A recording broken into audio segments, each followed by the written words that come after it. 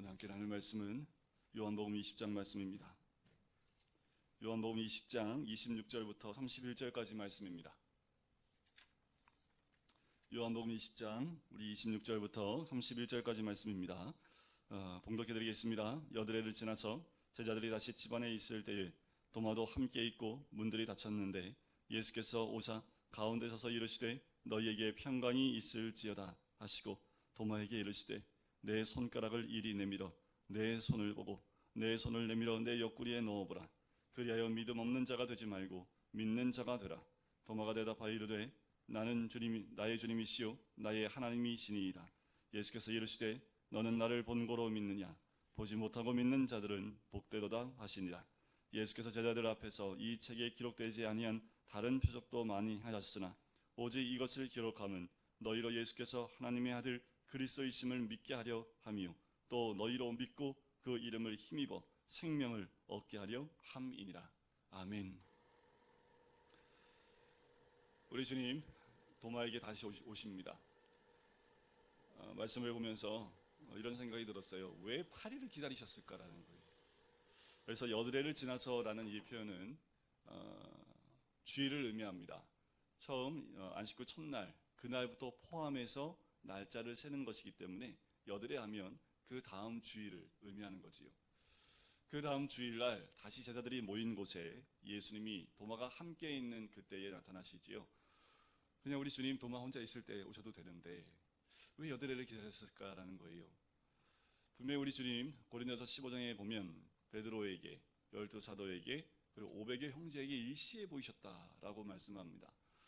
그런 걸 보면 부활의 주님은 시간과 공간의 제약이 있는 것이 아니라 동시에 일시에도 500명에게 함께 보일 정도의 분이었기 때문에 도마가 그 말을 했을 때 그 다음 날에 도마를 찾아오셔도 될 텐데 일주일을 기다리셨다가 다시 오셨다라는 겁니다. 우리 주님 뭘 기다리셨을까요? 이런 생각도 해봐요. 주님 얼마나 답답하셨을까라는 거예요. 여드레 동안 기다리시면서 얼마나 답답하셨을까.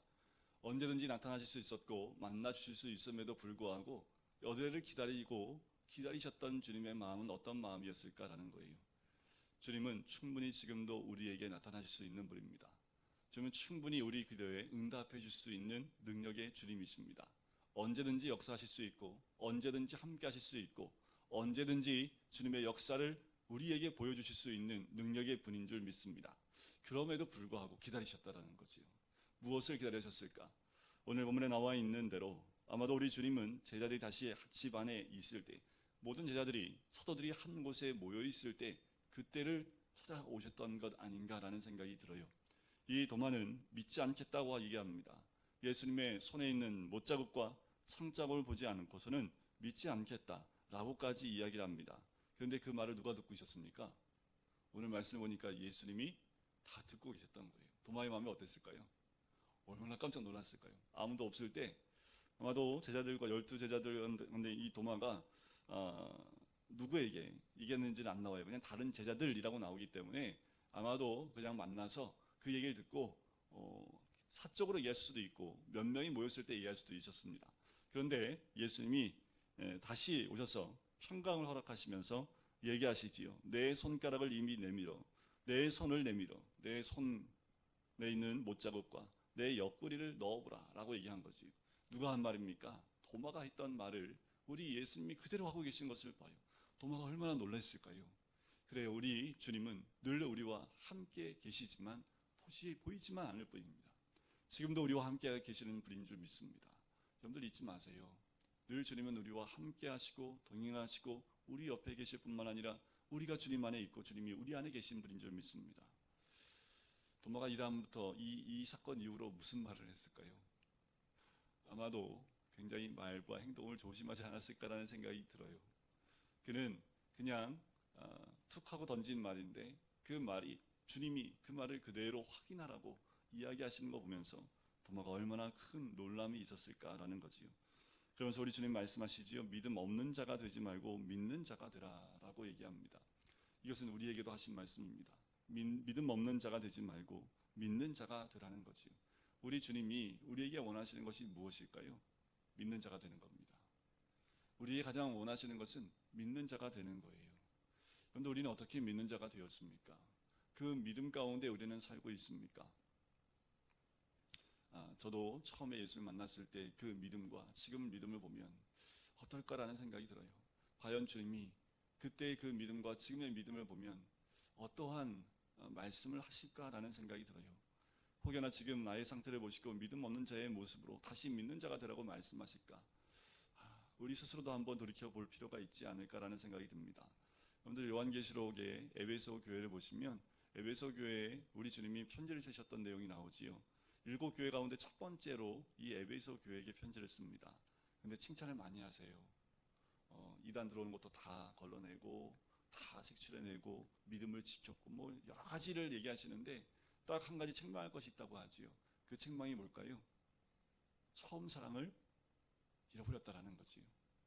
그러면서 너의 처음 행위를 다시 회복하라고 얘기를 합니다. 우리에게 정말 중요한 건 믿음과 동반한 주님을 향한 마음이 동일합니까? 우리가 주님을 향한 그 마음들, 그 믿는 모습이 동일하십니까? 주님은 에베소 교회에게 너의 처음 행위를 다시 회복하라고 말씀하시는 것처럼 우리에게도 주님 그렇게 말씀하시지 않을까요? 어제 전화를 하나 받았는데 혹시 장로님 전화를 받으셨는지 모르겠어요.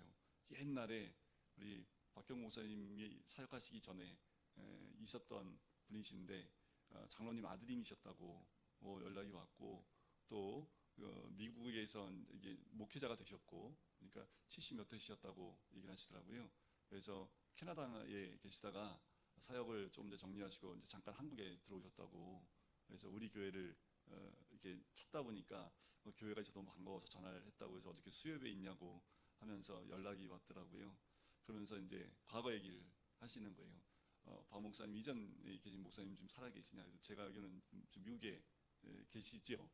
아직 미국에 지금 계시는 것을 알고 있다고 하면서 이제 간단하게 통화를 하고 이현영 장로님 모르시는데 김덕호 장로님 아시더라고요. 그래서 이현원 장로님 얘기했더니 이현원 장님은 잘 기억이 안 나는데 김덕호 장로님 기억이 난다고. 그래서 이제 연락처를 드리기도 했습니다. 그러면서 아마도 제가 이제 전화 통화를 하고 또 말씀을 보면서 이제 기억이 나는 건 뭐냐면 전화 통화를 하시면서 그분은 벌써 한 50년 전으로 가 계신 것 같아요. 그러면서 그때의 신앙생활했던 것이 눈에 선하게 보이는 것처럼 잠깐 얘기를 하시더라고요. 그때 와서 지금 와서 보니까 어디가 어딘지를 모르겠다라는 거예요. 다 바뀌어가지고 길도 바뀌어가고 다 어디가 어딘지 모르시겠다고 하시면서 그때 청년 때 그리고 학생 때에 여기서 이 교회에서 어떻게 신앙생활했는지 자세히 얘기하지 않으셨지만 아버님이 장로님이셨고 했기 때문에 어떻게 교회에 섬겼는지 제가 안 봐도 이렇게 훤히 보여요. 이제 그 모습을 아마 생각하시는 것 같더라고요. 그러면서 말씀을 준비하면서 또 그런 생각도 들어요. 우리가 옛날에 나의 믿음만 돌아보는 신앙이 되면 참 안타깝겠다라는 생각이 들어요. 여러 환경과 여러 가지 조건들과 여건들이 환경이 바뀌기 때문에 우리가 바라보는 또 우리의 신앙의 깊이도 달라지겠지요. 삶의 하나님을 향한 헌신도 더 달라집니다. 그런데 우리가 도마의 오늘 이 말씀을 통해서 보는 것처럼 시간이 가면 갈수록 주님과의 관계는 더 깊어지고 믿는 자의 삶으로 가야겠다라는 생각이 듭니다. 그렇다고 어저께 그분이 믿음이 없는 분이라는 얘기는 아닙니다. 그냥 그 언뜻 과거의 그 모습이 너무도 한마디에 그분이 회상하는 그 모습이 전화상으로도 이렇게 막 느껴질 정도였으니까. 사실 저희 교회가 전통이 긴 교회라는 게 가끔마다 이렇게 연락이 와요. 정말 몇십 년 만에 이제 한국에 들어왔는데 교회를 찾아봤다고 하면서 연락이 와요. 여러분 우리가 30년 전에 이곳에서 함께 신앙생활했던 분을 지금 만난다면 그분은 지금 우리의 모습을 보면서 어떠한 이야기를 할 수 있을까요? 지금 우리 주님이 도마에게 나타나셔서 얘기하는 거지요. 보고 믿는 자가 되지 말고 안 보고도 믿는 자가 되라라는 겁니다.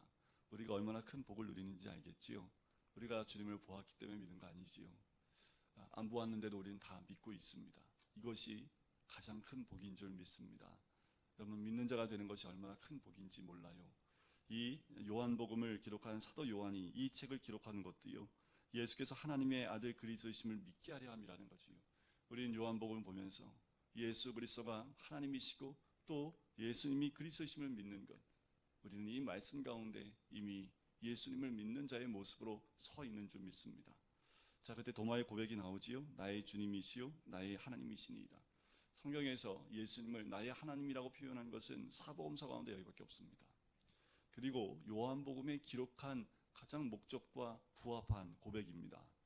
요한복음에는 신앙 고백이 몇 개가 나와요.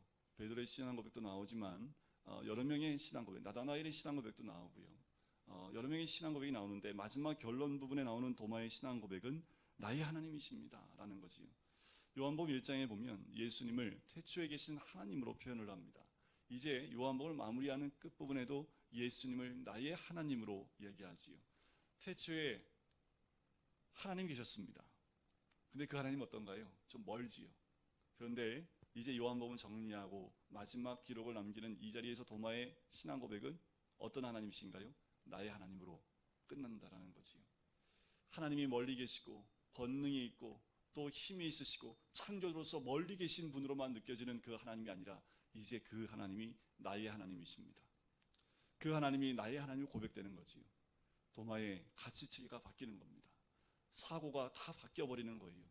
부활하신 예수님을 만나니까 이제껏 도마의 모든 생각이 다 바뀌어서 이제는 그 하나님이 나의 하나님으로, 나와 함께 하시는 하나님으로, 내가 이제 하나님 나라의 백성으로서 온전한 하나님의 통치를 받는 그 자리까지 나아가는 그 고백으로 나갑니다. 여러분, 하나님은 천지 만물을 창조하신 하나님이기도 하지만 바로 나의 하나님이기도 하십니다. 그것을 믿는 거지요. 도마에게 그 믿음을 가지라, 그렇게 믿는 자가 되라 라고 말씀하시는 거지요. 너희로 믿고 그 이름을 힘입어 생명을 얻게 하려 함이라는 겁니다. 그 이름에 가장 능력이 있는 것은 다른 것이 아니라 생명이 있다라는 겁니다. 예수 그리스도의 이름에 생명이 있다라는 거예요. 예수님이 십자가에 죽으셨지만 그 죽음이 생명을 어찌할 수 없고 다시 그 생명이 부활함을 통해서 이제 그리스도 그 이름 안에 있는 생명, 우리가 예수 그리스도 이름만 믿으면 그 생명이 우리 가운데 임하게 되는 거지. 충만하게 임하게 됩니다. 우리는 그 이름을 믿는 자들에게 그 생명이 우리에게 이미 있는 줄 믿습니다. 여러분, 우리는 날마다 이 생명 가지고 사는 사람들입니다. 내 육신의 생명, 그것을 뛰어넘어 예수의 생명을 가지고 사는 사람들인 줄 믿습니다. 그 생명력은 힘이 있고 능력이 있습니다. 아무리 사계절이 바뀌고 겨울이 와도 죽지 않는 생명력을 갖고 있는 것처럼 우리 안에 변하지 않는 그 생명이 있다라는 거예요.